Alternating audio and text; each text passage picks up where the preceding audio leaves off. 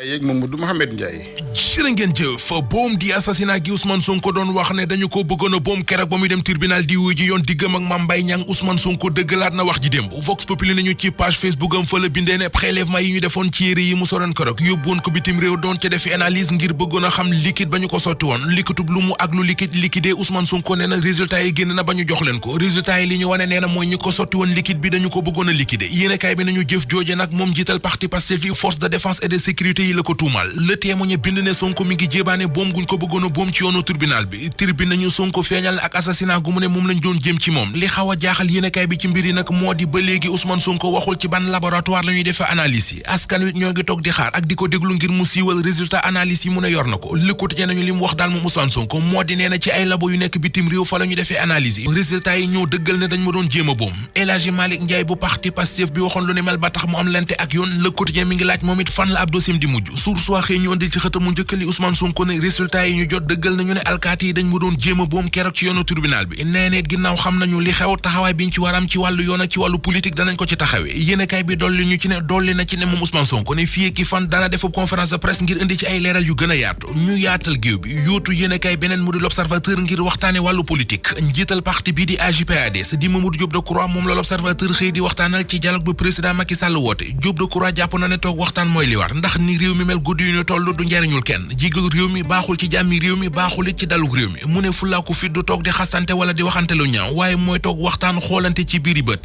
seeni gët ci xët mu njëkk réew mi quotidien ñu xool yi fa njiit réew mi Macky Sall journal bi nee nañu moom président de la république mi ngi insister ci dialogue bi mu bëgg ko séq ak ñi ñu tuddee les forces vives de la nation woote waxtaan gi mu woote waxtaan journal bi mi ngi laaj ndax dana ci dab Abdoulaye Wade baa mu romb ko ne moom góor gi di Abdoulaye Wade bi mu fiy nekk woote na dialogue lopp ñaar fukki yoon la Sénégal ak Walf Quotidien ñoo bokk yoon wu ñu xëy topp ànd boobee moom la yéenekaay xëy di jàngat ak di càmbar Enquête yéenekaay moom xëy di jàngat ak a càmbar institution bii di conseil économique social ak environnemental banqaasu këri kilifteef gu nekk ci réew mi yéenekaay bi seetlu ne yab nañu ko lool ndax ci juróomi at yi mu am ba mu taxawee ak léegi ñeenti nit jot nañu koo jiite muy Aminata Tall di Aminata Touré di Idrissa Seck ba ci Abdoulaye Daouda Diallo mi ñu ko jox bu yàggul institution beneen bu nekk ci réew mi di assemblée nationale bés bi le jour nee nañu ma ngay defarwaat di jekkal toogaayam convoqué nañu bureau assemblée nationale suba ci àjjuma ji yéen ñu fa war a waxtaani journal bi nañu ay question d'actualité la ay question orale mbirum commission d'enquête ba ci waxi haute cour de justice mi nga ñuy xibaar it moom journal bés bi le jour ne Abdoulaye Diouf Sarr dafay jugee ci assemblée nationale ndax dañu koo takkal beneen ndomba tànk ci réew mi journal la mandat nañu moom Abdoulaye Diouf Sarr démb la ñu ko def directeur général bu FONSIS fonds souverain d'investissement stratégique l'observateur nañu waa ji di Arona Gallo Ba mooy jëli place Abdoulaye Diouf Sarr ci assemblée ensemble ñu daje ji ci direct news fa mu xëy moo di ca l'hôpital bu Saint-Louis ak ca l'hôpital bu Podor yéenekaay bi nañu ñi fa feebar dem fa di faju ji soxla scanner bu ñu fa demee duñu ko fa fekk ndax ci hôpital bu Saint-Louis scanner ba fa nekk panne na ay semaine ngi bu dee ci l'hôpital bu Podor nag ab scanner sax amu fa